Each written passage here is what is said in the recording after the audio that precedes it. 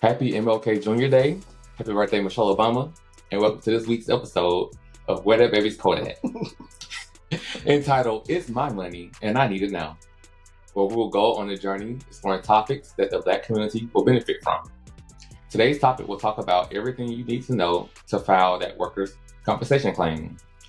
I'll be joined by special guests on each episode, and these special guests have experience in the topics they're discussing. So I will simply be your guide while they lead us in conversation. These guided conversations will be your metaphorical coat as we navigate this cold life. So think of these guided conversations as my attempt of keeping you all warm.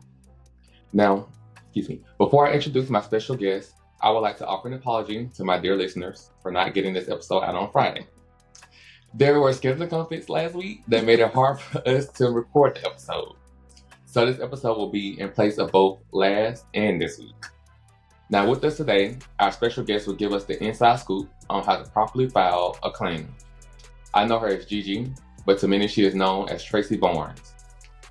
Gigi is a workers' compensation claims manager. She received her Bachelor's of Arts from St. Lawrence University. She has been married 32 years to Jason Barnes, who is from our Leveraging Higher Education episode. She has 3 beautiful daughters and 4 amazing grandchildren.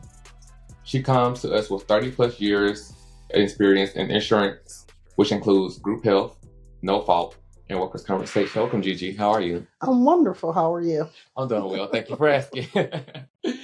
All right, so let's jump right in. So last episode, we talked about the many benefits of being in the military, including disability claims. Mm-hmm. And so I imagine it's slightly different, in the private sector versus the military. Mm-hmm. But before we get to all of that, so that all of our listeners have a baseline understanding, could you just talk us about what work compensation is and what expenses it covers? So, okay, I'll give you a little bit of history about, because it's pretty interesting why workers' comp came to be. Back in 1911, look it up. It's actually it's not a good story, but it's interesting. In 1911, there was a fire. It was called the Triangle Shirtwaist Fire. And 146 men, women, and children died during that fire.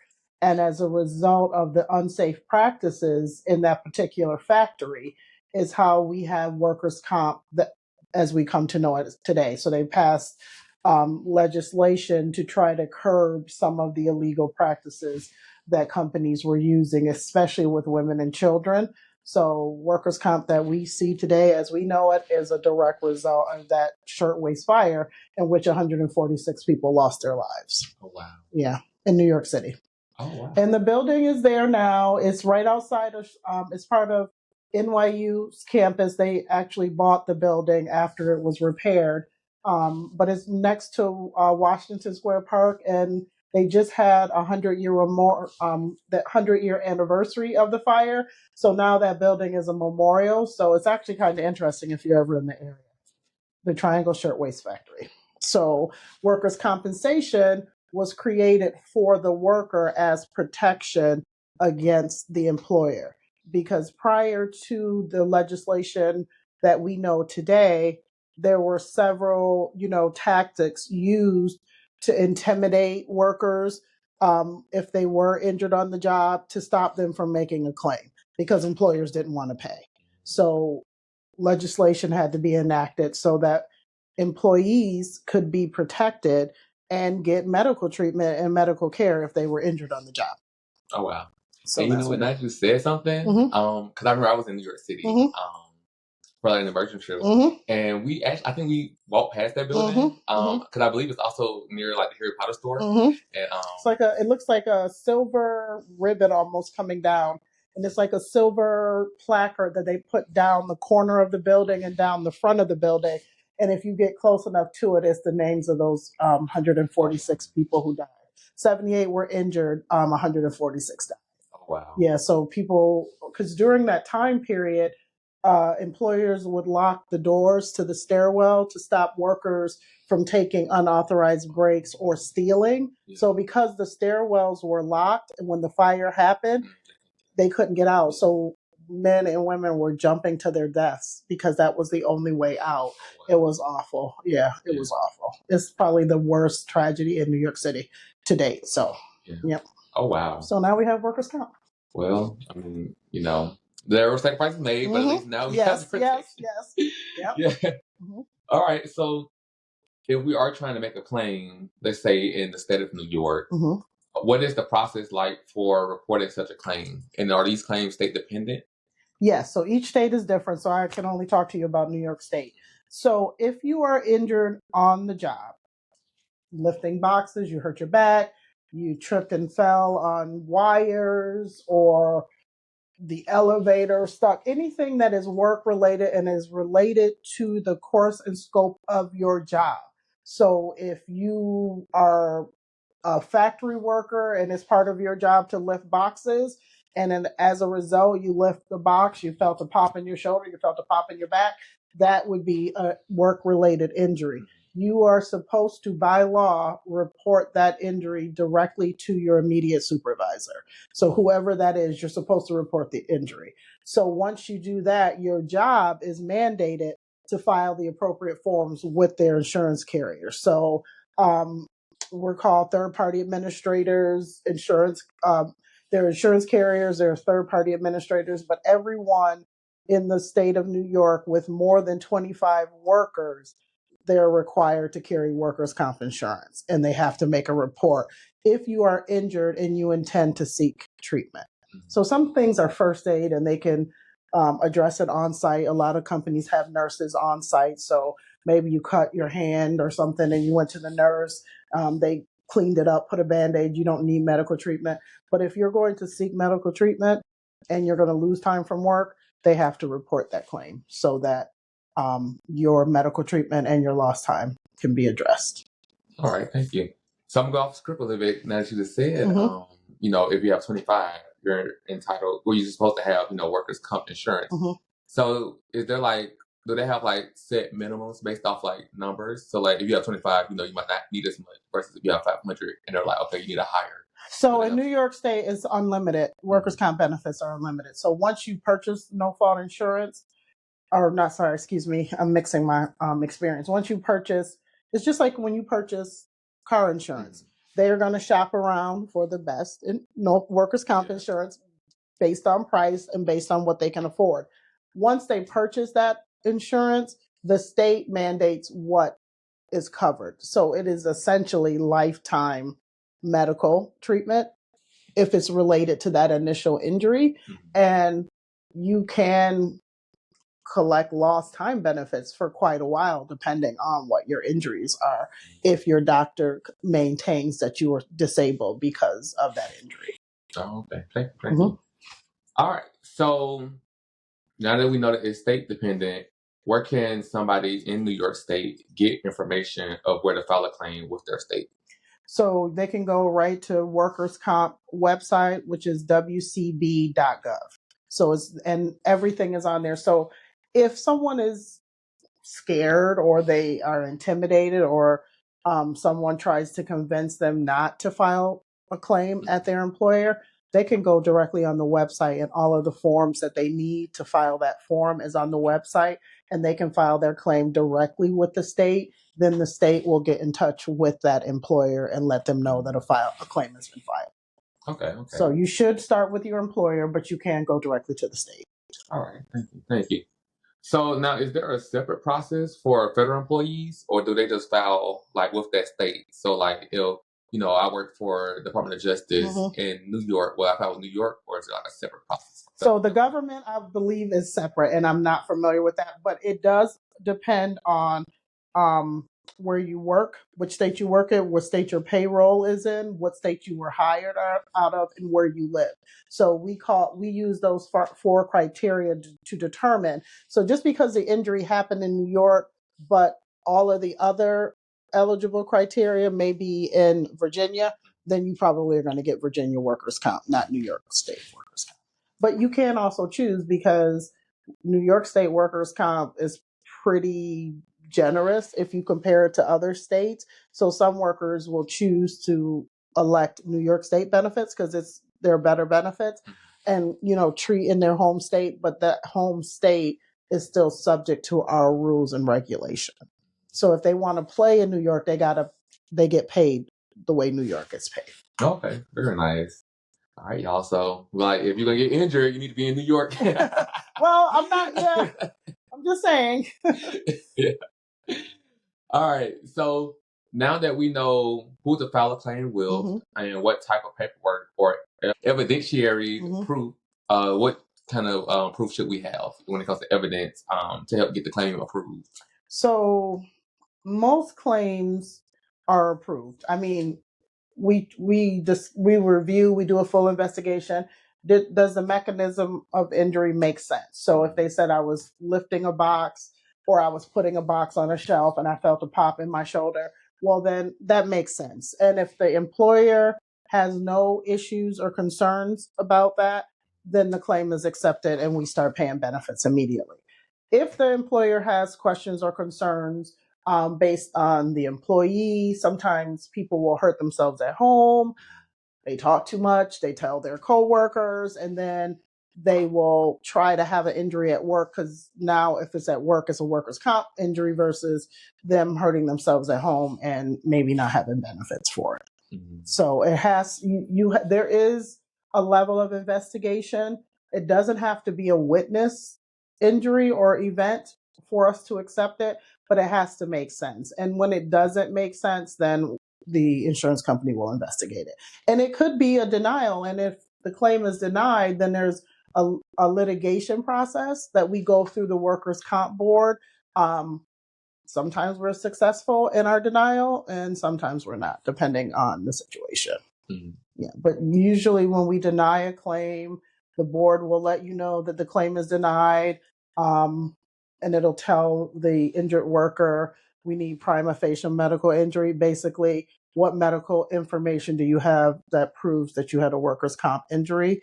They'll let them know we deny the claim and that they probably should get counsel, legal counsel, yeah, instead of fighting it on their own. Okay.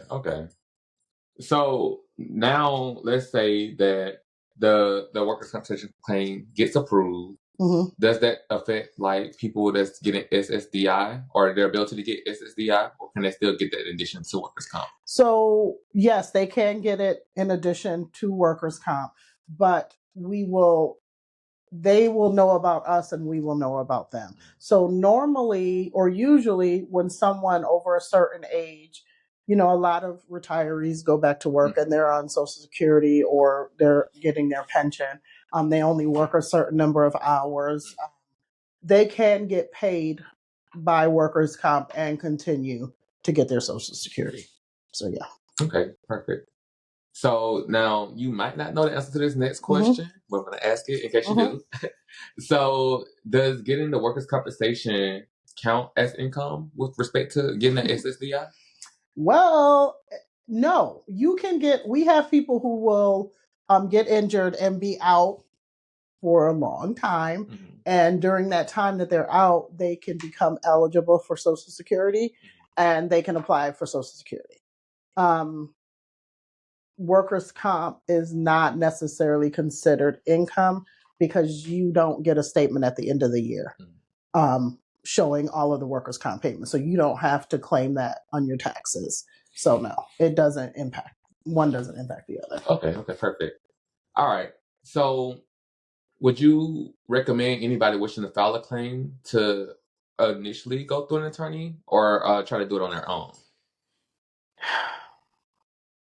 I'm going to say if you have a legitimate injury, you are injured, you have a legitimate injury, file the claim. You work for a reputable company, file the claim. They will file it with their workers' comp carrier, and then they're out of it other than, verifying how much money you make, how many hours you work, how many days a week, so that we can determine. Because what's important to know is that when you're on workers' compensation, there is a weekly cap, and of that weekly cap, you only get 66.23% of that. So just because you get hurt at work, you make $1,000 a week, you're not going to get $1,000 a week from workers' comp. You're going to get $666 from workers' comp per week. Mm-hmm. So, and it's paid every 2 weeks. So you'll get $1,200 and some odd dollars every 2 weeks, $2,400 a month. But at the end of the year, you won't have to file taxes on that money. So sometimes especially when people get hurt middle of the year.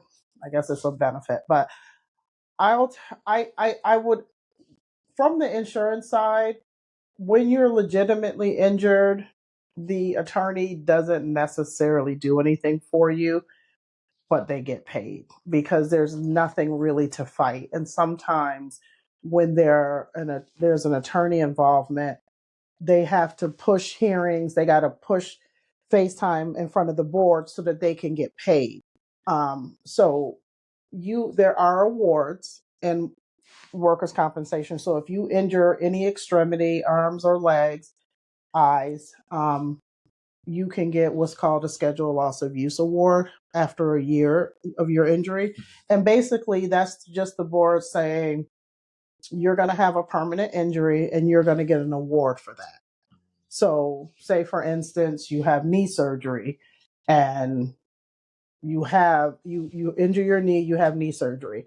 And this is really elementary. It's a lot more that goes into it, but you injure your knee at work on January 1st. On February 1st, you have knee surgery of 2025. On February 1st of 2026, you will have what's called a permanency exam, where your doctor will examine you to see if you have any permanent restrictions of the body part, so the knee.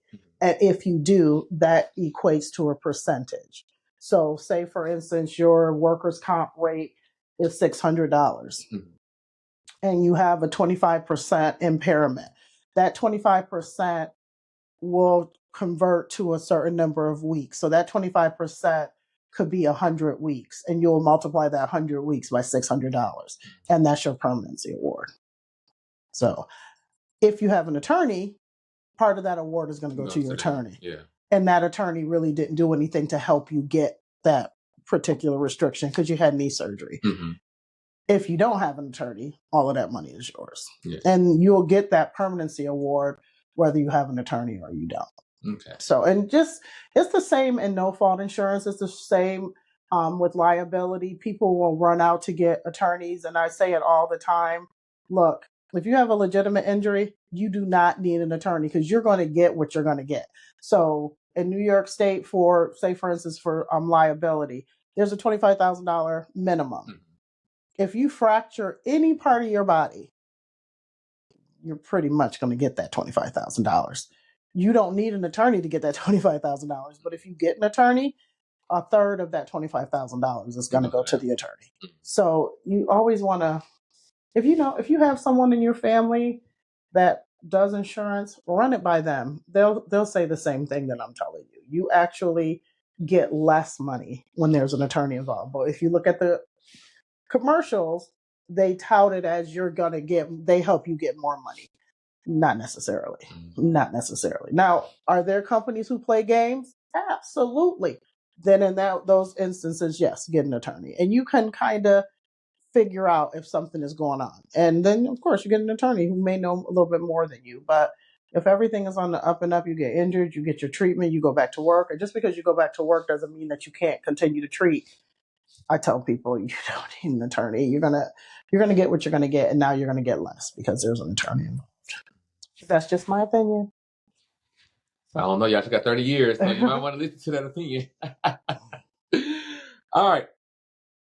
So, my next question, you kind of already answered it, because I was wondering about work compensation claims going through courts. But you said, it's a board. But let's say the board, so, you guys deny it, the insurance denies it, and it goes before the board as like, that's sort of the appeal. And if the board agrees with you, but the worker doesn't still agree with that ruling, could they then go to the courts? And could the courts overturn the board? No. So in New York State, so I'm just talking about New York State, when you're injured at work, your sole remedy is the workers' comp board.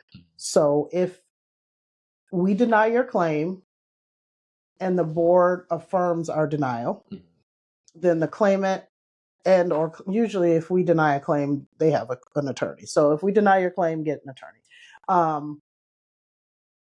And if the board affirms our denial, because there's a process. So we'll do depositions, we'll do independent medical exams, We'll take testimony. All of that will happen in front of the judge. And then the judge will have to make the decision who's more credible. If they deem that the injury did not happen or that it is not workers' comp related, then they'll affirm our denial. That doesn't mean that the claimant has to accept that. They can appeal. If they appeal, it is a lengthy process, but it's still through the board. So the initial denial was affirmed by one judge.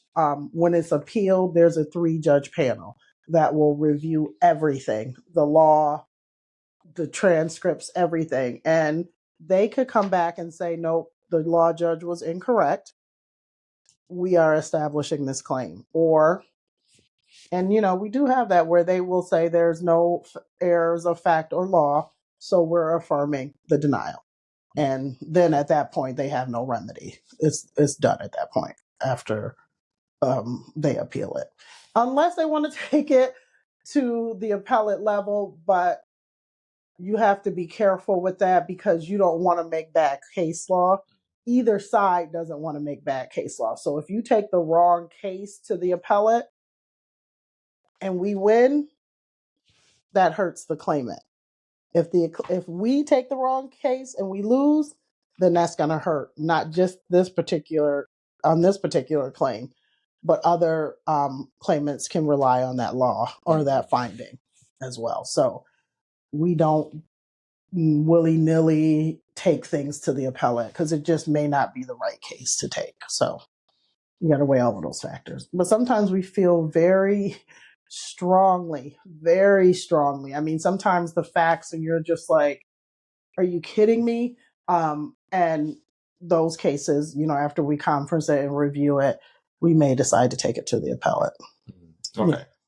So when you see case law where it says John Smith versus Liberty Mutual or PMA, those are cases that went to the appellate based on either the claimant took it or we took it. Yeah. So that's the case law. Okay.